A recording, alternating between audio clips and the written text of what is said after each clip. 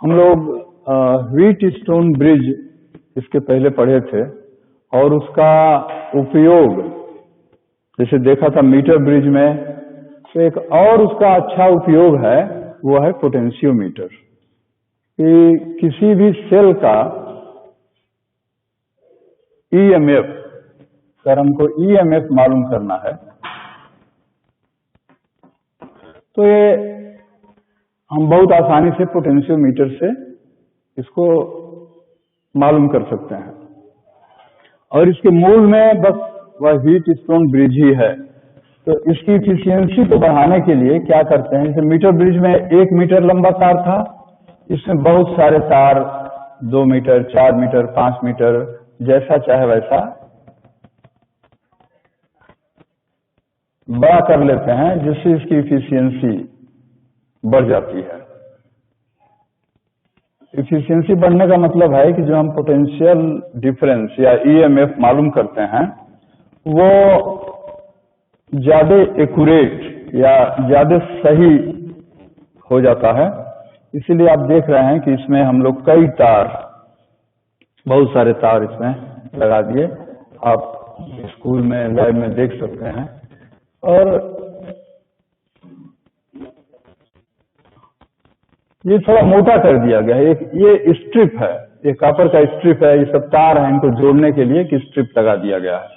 और ये मान लीजिए ए है, ये कोई सी है। तो इस तरह पोटेंशियल ड्रॉप करने के लिए वो भी जिसको हम बदल सकते हैं,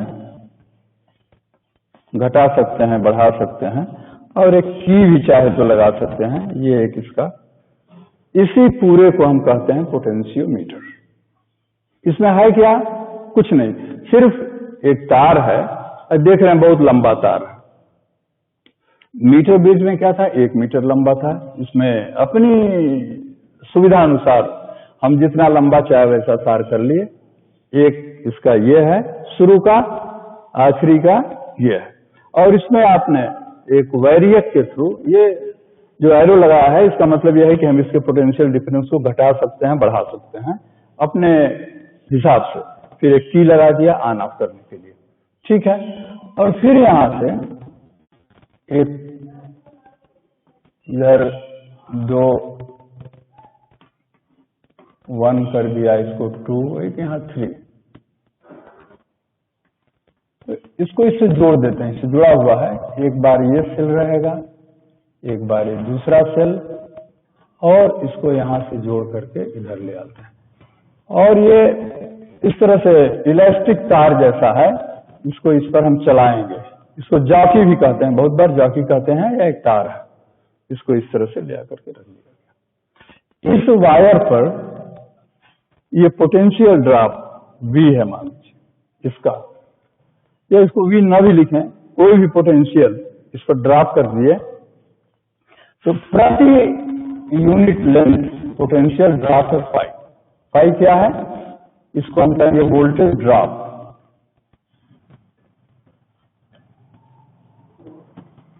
यूनिट लंबाई में कि फाई क्या है? पोटेंशियल ड्रॉप है इस तार पर यूनिट लंबाई के लिए, ठीक है। तो ये, और इसके अंदर एक हम लोगों ने गैल्वेनोमीटर लगा दिया, ये गैल्वेनोमीटर लग गया।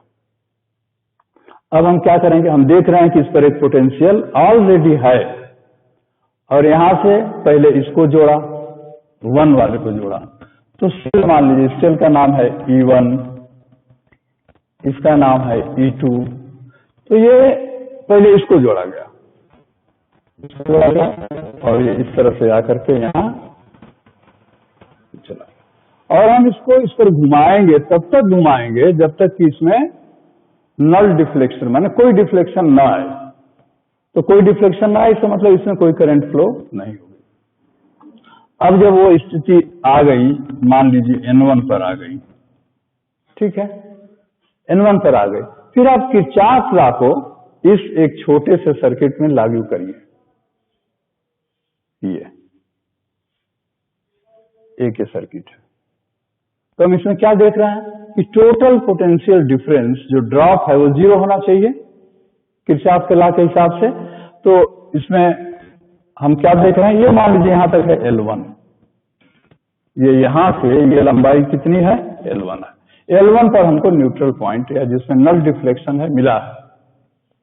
तो इसको देखिए, यहां से शुरू करिए, ये सब होते हुए यहां, ये होते हुए ये एक सर्किट बन गया, लूप हो गया।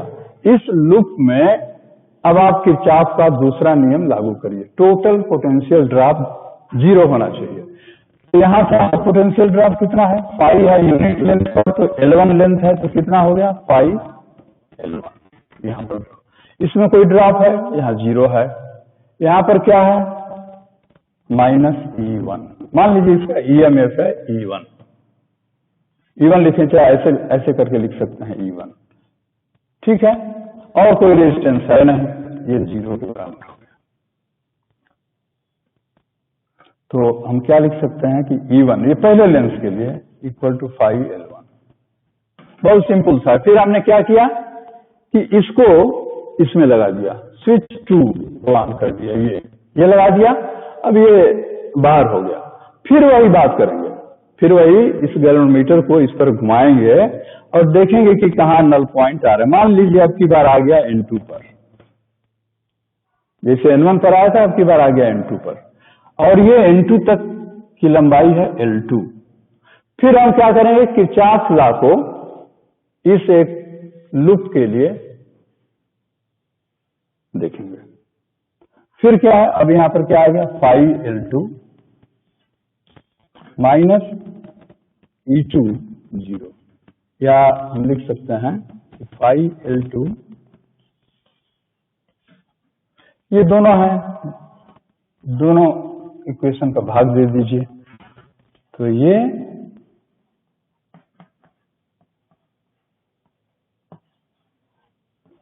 प्रैक्टिकल करके, प्रैक्टिकली हम दो सेल जो हमको दिए हुए हैं, जो दोनों अननोन हैं, इसका EMF हमको नहीं मालूम है, तो हम क्या करेंगे, एक बार नल पॉइंट के लिए L1, फिर दूसरी बार L2, और दोनों का रेशियो निकाल लेंगे। तो ये आपका आ गया कि E1/E2। एक सेल का अगर E2 मान लीजिए मालूम है तो E1 निकाल सकते हैं, E1 मालूम है तो E2 निकाल सकते हैं, या दोनों की तुलना कर सकते हैं। तो ये पोटेंशियोमीटर है जो किसी भी सेल का इलेक्ट्रोमोटिव फोर्स बहुत एक्यूरेटली निकालता है, और ये तार जितना लंबा रहेगा उतने ही थोड़ा अच्छे ढंग से हम L1 और L2 का वैल्यू निकाल लेंगे। तो ये है पोटेंशियोमीटर का एक उपयोग। दूसरा उपयोग, क्योंकि सेल हम लोगों ने कल देखा था कि किसी भी सेल का, ये सेल है और ये सेल हमेशा एक छोटे से रेजिस्टेंस इसमें हमेशा रहता है, इसी को हम लोग कहते हैं इंटरनल रेजिस्टेंस या आंतरिक प्रतिरोध। इस सेल का जो भी सेल है, ये इसका आंतरिक प्रतिरोध है। कोई भी सेल बिना आंतरिक प्रतिरोध के नहीं होगा, लेकिन अमूमन हम लोग क्या करते हैं, इसको निग्लेक्ट कर देते हैं, ज्यादा इसके ऊपर ध्यान नहीं देते, हटा देते हैं, इसको 0 मान लेते हैं।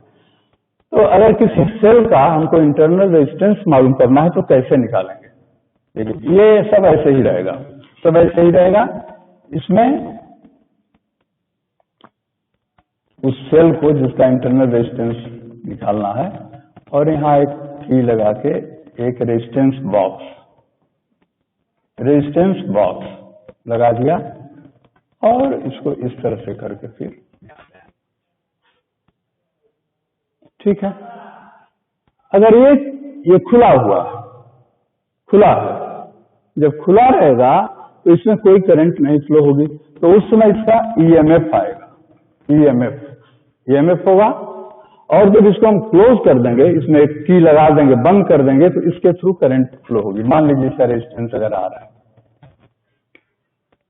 इसको तो एक बार क्या करेंगे, इसको खुला रखेंगे, एक बार क्या करेंगे, इसको बंद रखेंगे, ठीक है। तो दोनों बार हम ये फिर यही निकालेंगे कि नल डिफ्लेक्शन कहाँ आता है, नो डिफ्लेक्शन कहाँ आता है। तो फिर L1 L2 हो जाएगा, और जब ये खुला रहेगा तो EMF आएगा, EMF होगा तो कितना हो गया, 5L1। और जब इसको क्लोज कर देंगे, इसमें की लगा देंगे, तो अभी पोटेंशियल डिफरेंस हो जाएगा, ठीक है, ये मान लीजिए आ गया फाई L2, ठीक है। और E जो इसके बराबर होता है I, मान लीजिए इसमें करंट फ्लो हो रहा है I, इंटरनल रेजिस्टेंस ये R, इसके पास इंटरनल रेजिस्टेंस R है,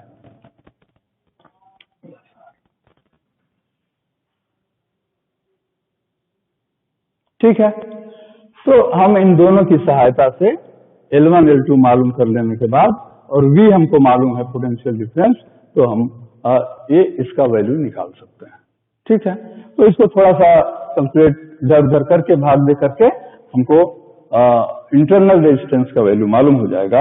और तो हमने क्या देखा कि पोटेंशियोमीटर की सहायता से हम दो सेल्स का एग्जैक्ट EMF बिल्कुल सही मालूम कर सकते हैं, या उसका अनुपात मालूम कर सकते हैं, या किसी दिए हुए सेल का जो इंटरनल रेजिस्टेंस है ये इसको मालूम कर सकते हैं। तो ये पोटेंशियोमीटर आपके प्रैक्टिकल में भी है, तो यह पोटेंशियोमीटर का इस्तेमाल। अब हम थोड़ा सा ये बताना चाहते हैं कि अब तक जो कुछ भी रेजिस्टेंस और करंट के बारे में हम लोगों ने पढ़ा है, तो खासतौर पर एग्जामिनेशन पॉइंट ऑफ व्यू से परीक्षा में, या कि कैसे किस तरीके का हमको प्रॉब्लम्स आएंगे। तो जो प्रॉब्लम्स आएंगी, पहला तो ये होगा कि तमाम ढंग से रेजिस्टेंस R को जोड़ने का, R विभिन्न ढंग से जुड़ा हुआ है, और आपसे कहा जाएगा कि इसका समतुल्य प्रतिरोध मालूम करो, समतुल्य प्रतिरोध मालूम करो। और ये धीरे धीरे कॉम्प्लिकेटेड भी होता जाएगा। जैसे ये तो ऐसे है, सिंपल दे दिया इस तरह का, हम लोग निकाल लेंगे, ये 2 है, ये 3 है, ये 4 है, सब ओम है, देखते देखते आप बता देंगे 2 3 5 4 9। फिर पैरेलल में है, ये 2 है, ये भी 2 है, तो अगर पैरेलल में जुड़ा है तो हम लोग आसानी से बता देंगे। फिर अगर कहीं कॉम्प्लिकेटेड होने लगा, थोड़ा इस तरह से घुमा दिया गया, इस तरह ऐसे कर दिया गया, उस समय हमको अपनी बुद्धि का इस्तेमाल करके ये है, अगर इस तरह का, तो थोड़ा सा जो ऐसे खींच दिया तो देखिए दोनों सीरीज में है, इसके पैरेलल में है। फिर अगर हमने कुछ इस तरह का कर दिया,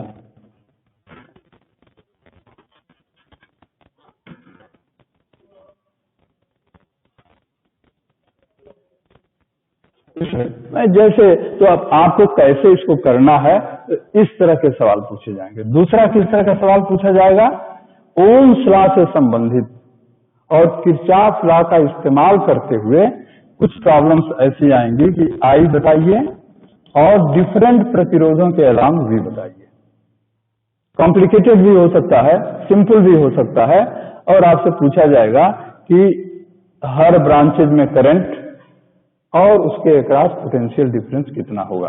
तो मुख्य रूप से यही दोनों सवाल इस चैप्टर में आपसे पूछे जा सकते हैं, और प्रैक्टिकल ये मीटर ब्रिज से संबंधित, पोटेंशियोमीटर से संबंधित, तो इस तरह के 1-2 सवाल हम आपको थोड़ा बताना चाहते हैं कि सिंपल से हम लोग थोड़ा कॉम्प्लेक्स की ओर बढ़ेंगे, कि देखिए सिंपल कितना आसान है, और फिर उसके बाद हम कैसे कर सकते हैं। जैसे जोड़ने के लिए, जोड़ना, किसको जोड़ना है, प्रतिरोधों को जोड़ना है।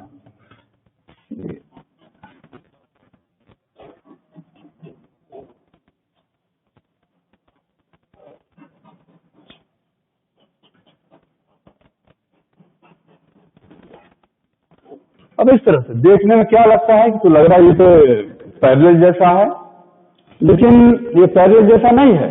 ये मान लीजिए 1 2 या सभी आ रहे हैं, सभी आ रहे हैं मान लीजिए, तो कंफ्यूजन इसको ये है शुरू का, ये लास्ट, इसको खींच दिया, सीधा कर देंगे, देखिए इस तरह से बनाओ तो बिल्कुल सीधा हो जाएगा, ऐसे हो जाएगा,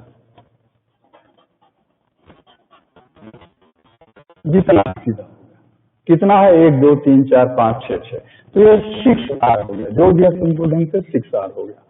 तो इस तरह का है, तो हम आसानी से इसको थोड़ा देखने की जरूरत है। अब देखिए थोड़ा कॉम्प्लिकेटेड अगर हम लोग करना चाहते हैं,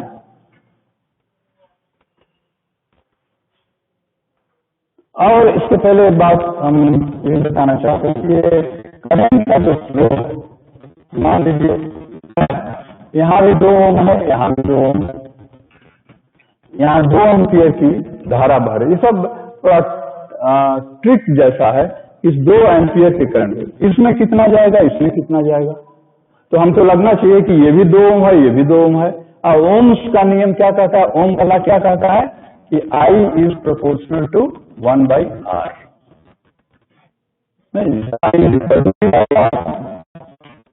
तो V कांस्टेंट है, तो I जो है जितना R ज्यादा होगा उतना ही करंट कम होगा, और जितना R कम होगा उतना ही I ज्यादा। दोनों बराबर, देखिए R दोनों बराबर है, इसलिए इसका इक्वल डिस्ट्रीब्यूशन हो जाएगा। तो बिना हम कुछ कैलकुलेशन किए हुए हम बता देंगे कि इसमें 1 एम्पियर जाएगा, इसमें 1 एम्पियर। ठीक है, इसी को अगर हम करते हैं इस तरह से 3 एम्पियर लिए, यहाँ पर है 1 ओम का, यहाँ पर है 2 ओम का।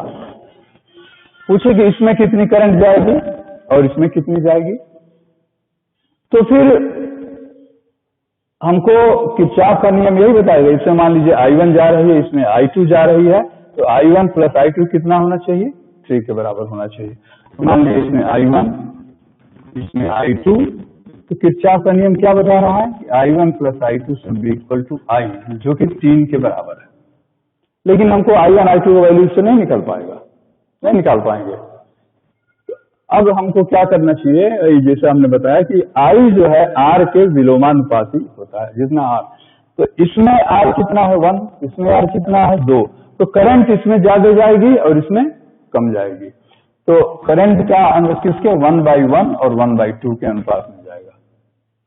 ठीक है, तो इसमें भी हम 2 से गुणा कर दें, यहाँ जाएगा 2, यहाँ हो जाएगा 1, तो 2 और 1 के अनुपात में ये करंट बंट जाएगा। 2 और 1 के अनुपात में बंटना है, 3 में 2 इधर जाएगा, 1 इधर जाएगा। तो इच्छा रहता तो उससे गुना हो जाए, मैंने हम इस रेशियो में इस पूरे करंट को बांट देंगे। तो यहाँ कितना जाएगा 2 एम्पियर, यहाँ कितना जाएगा, बहुत आसानी से हम लोग निकाल लिए। अगर यही रहता 9 या 6 एम्पियर रहता, तो 6 को फिर हम 2 और 1 3 के अनुपात में बांटेंगे। ठीक है, तो 2/3 इधर जाएगा, तो यहाँ कितना हो जाएगा 4 एम्पियर, इधर कितना हो जाएगा 2 एम्पियर। तो करंट ब्रांचेज में कितना जाएगा ये हम इससे मालूम कर सकते हैं और कैलकुलेट कर सकते हैं कि किस ब्रांच में कितनी करंट जानी चाहिए और कितना जाएगा। ये एक अच्छा सा, जैसे खासतौर पर कॉम्पिटिटिव एग्जाम्स में अब देखें कि इसका बहुत फायदा मिलेगा, समय भी बचेगा और जल्दी से आप इसको कर सकते हैं सही ढंग से। तो एक दूसरा हम प्रॉब्लम जो थोड़ा टिपिकल टाइप हो सकता है, देखते हैं शायद ये हम लोग इसमें केवल यही देख रहे हैं कि छोटे छोटे सवाल, बिल्कुल छोटे छोटे,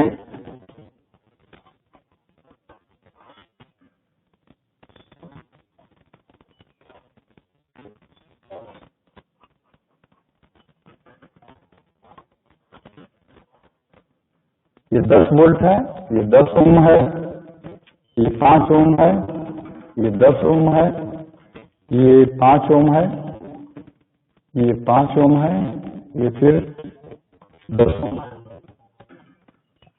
ये देखने में लगता है कि बहुत सिंपल ये सवाल है, सिंपल है भी अगर हमको ठीक से मालूम है तो पूछा जा रहा है कि सभी ब्रांचेज में क्या होता है, नहीं ऐसे सभी ब्रांचेज में, सभी ब्रांच मतलब जितने भी प्रतिरोध हैं उसमें कितना करंट फ्लो होगा, क्या करंट इन ऑल ब्रांचेज। तो ब्रांचेज का मतलब ये इधर इधर इधर फिर इधर फिर इधर, कितना करंट है, ये और फिर ये तो वही हो जाएगा। तो इसको कैसे निकालें?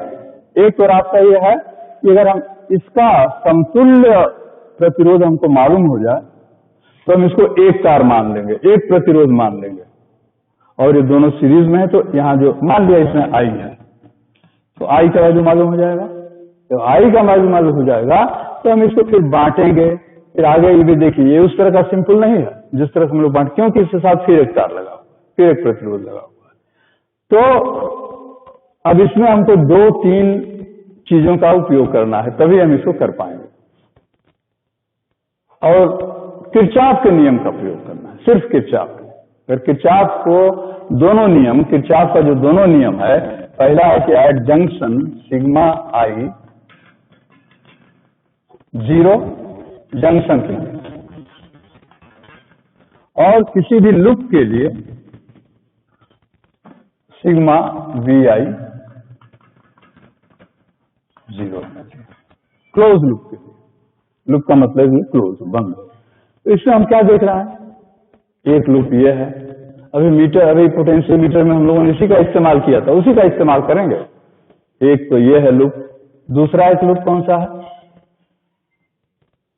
तीसरा एक लूप यहां भी है, बंद होना चाहिए। चौथा एक लूप यहां भी है, पांचवा एक लूप केवल यही है, इतना है, ये भी एक लूप। बहुत सारे लूप है। और अगर हम देखते हैं इसमें आई गया करंट, यहां गया मान लीजिए I1, तो ये ला क्या कह रहा है, इन दोनों का जोड़ इसके बराबर होना चाहिए। तो यहां पर कितना होगा, I माइनस I1 इधर चलेगा। अब अगर आपका दिमाग ज्यादा चलेगा तो आपको लगेगा कि ये तो 5 ही ओम का है, इधर 10 है, तो इसमें तो करंट ज्यादा होगी, तो ये करंट इधर जानी चाहिए, इधर जाएगी, जिसको बंटना चाहिए। लेकिन हम लोगों ने उल्टा दिखाने दीजिए, कोई बात नहीं। इधर जो इसका वैल्यू आएगा माइनस आना चाहिए, माइनस आएगा तो आई, तो ये है I माइनस I1, इधर गया I1, अब ये I1 फिर इधर बटेगा, इधर जाएगा, इधर जाएगा।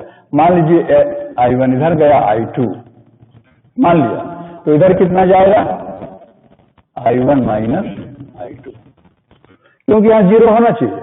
दोनों को जोड़िए, इसके बराबर हो जाएगा। ठीक है, अब ये I माइनस I1 इधर से आ रहा है, इधर से क्या आ रहा है, I minus I1 minus I2, तो दोनों मिल जाएंगे, मिल करके फिर इधर जाएंगे। तो मिल के कितना होगा, इन दोनों को जोड़ दीजिए, इन दोनों को जोड़िए, कितना हुआ, I माइनस I, जोड़िए इसको तो I1 कैंसिल हो जाएगा, I2 केवल बचेगा, I माइनस I2। इन दोनों को जोड़ेंगे, I माइनस I2 होगा। I माइनस I2 इधर से चला, I2 इधर से आ रहा है, तो ये फिर दोनों जुड़ जाएंगे, दोनों जुड़ के क्या हो जाएगा, I2 कैंसिल हो जाएगा, I बचेगा, वही I बच गया जो इधर से जा रहा था। तो अब हम लोगों का काफी काम हो गया, काफी काम हो गया। अब आपको क्या करना है, एक बार इस लूप को ले लीजिए, एक बार इस लूप को ले लीजिए, आसान रहेगा, फिर एक बार इस लूप को ले लीजिए।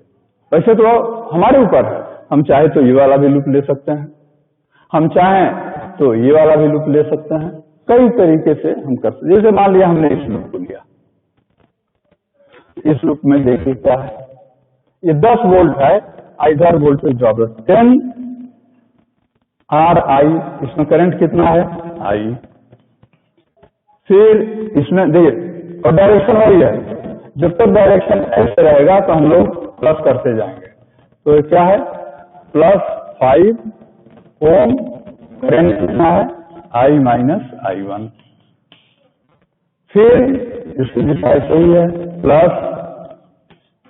+10 ohm into I minus I2। फिर इधर क्या, कुछ नहीं, ये किसके बराबर है, 10 वोल्ट के, तो ये 10। ये एक इक्वेशन नंबर 1 हो गया, लिख देते हैं। फिर इसको लेते हैं, इसको लेने से फायदा क्या है कि ये 10 कम से कम नहीं रहेगा, थोड़ा छोटा होगा।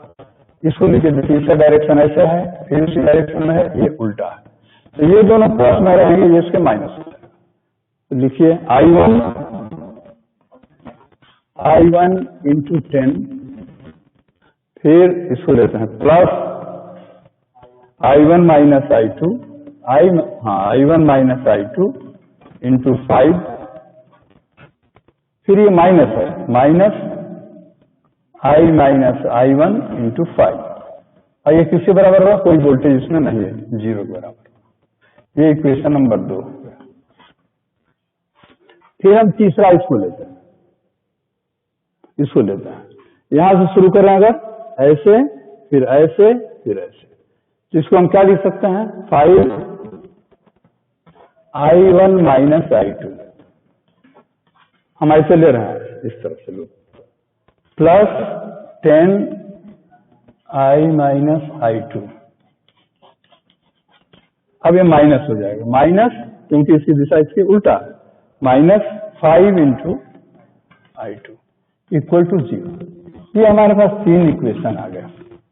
अब हम इसके आगे नहीं करेंगे, अब आप इसको, हमारे पास अननोन कौन कौन सा है, I1 और I2, 3 अननोन है और हमारे पास 3 इक्वेशन भी हैं। तो इन तीनों इक्वेशन को आप सॉल्व कर लीजिए, बहुत आसानी से इसको खोल दीजिए, फिर I को हटाइए तो I1 I2 में इक्वेशन बन जाएगा, फिर I1 I2 दोनों इक्वेशन को हटा करके I1 का वैल्यू मालूम करिए, I2 का, तो I1 आ गया, I2 आ गया और I आ गया, ये 3 आ गया। हम कैलकुलेट कर लेंगे तीनों को, जब तीनों को हमने कैलकुलेट कर लिया तो ये सबको मालूम हो जाएगा, क्योंकि ये सब का सब किसमें है, इसमें भी निकाल लेंगे, I माइनस I1 कर देंगे, यहाँ I माइनस I2, यहाँ I2, सब हमको मालूम हो जाएगा। तो आपने क्या देखा कि हम लोगों ने और नहीं दूसरे ढंग से आप इसको सोचेंगे समतुल्य प्रतिरोध निकालने के लिए तो नहीं निकाल पाएंगे, बहुत वो जहाँ 2 मिनट लगना है तो 20 मिनट लग जाएगा, फिर भी आएगा नहीं। तो हम लोगों ने क्या किया कि हमेशा कोशिश ये करिए कि जब भी लूप दिखाई दे, लूप में हो, तो इस किरचॉफ के नियम के दोनों नियमों का उपयोग करिए और देखेंगे कि बहुत आसानी से बड़े बड़े सवाल भी हल हो जाएंगे। आपकी किताब में शायद इसको अपने आप करिएगा, ये तो हो ही गया। एक क्यूब है, क्यूब घन क्यूब है, इसके सभी आर्म्स में, मान लीजिए सब में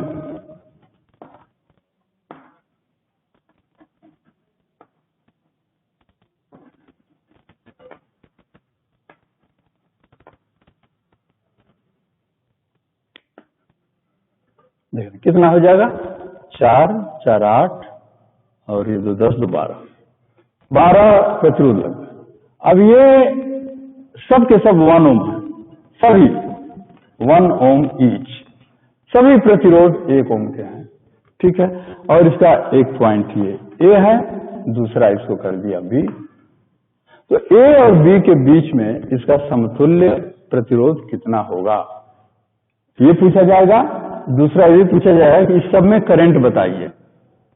तो समतुल्य प्रतिरोध निकालेंगे तो फंस जाएंगे, फिर फंस जाएंगे।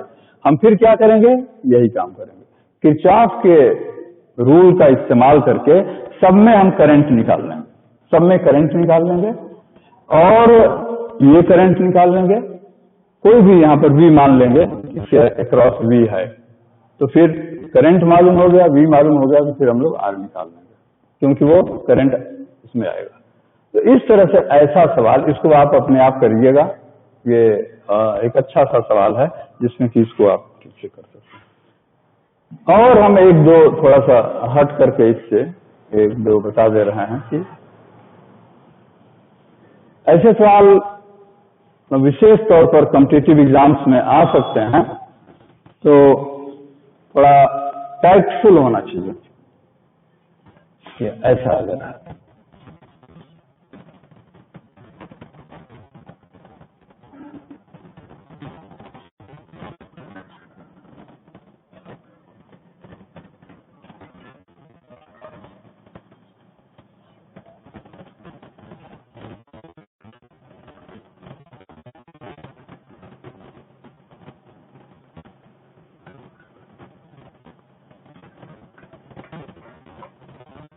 सब 1 ओम के हैं मान लीजिए, और नीचे सब 2 ओम के हैं, नीचे भी ठीक है, जो भी है 2 ओम,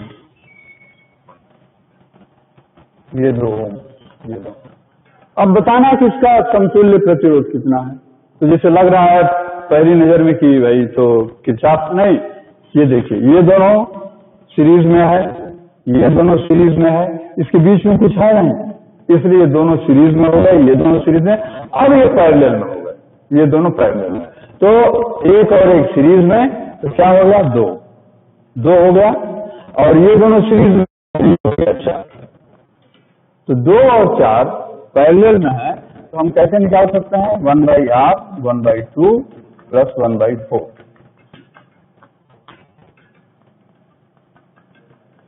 4/3 हो गया। तो ऐसे कितने हैं, 1 2 3, तो टोटल क्योंकि सब अब सीरीज में है, तो 4/3 इंटू 3 और 4 ओम, ये टोटल रेजिस्टेंस कितना हो गया, 5 रहेगा, तो 5 से गुणा कर देते 10 रहता तो 10। तो इस तरह से ये, और एक मैं छोड़ देता हूं उसको, आप सभी लोग इसको करने की कोशिश करिएगा कि ऐसा एक है,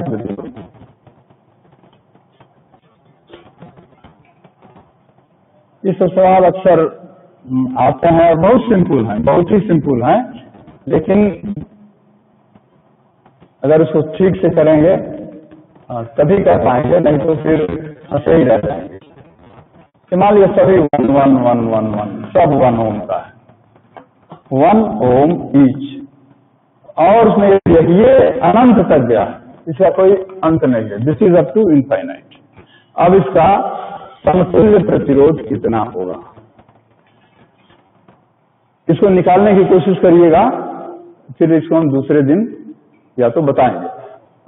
कैसे निकाल सकते हैं, थोड़ा मैथ्स का भी इस्तेमाल करिएगा, मैथ्स का भी इस्तेमाल करना है और इसका समतुल्य प्रतिरोध निकालना है।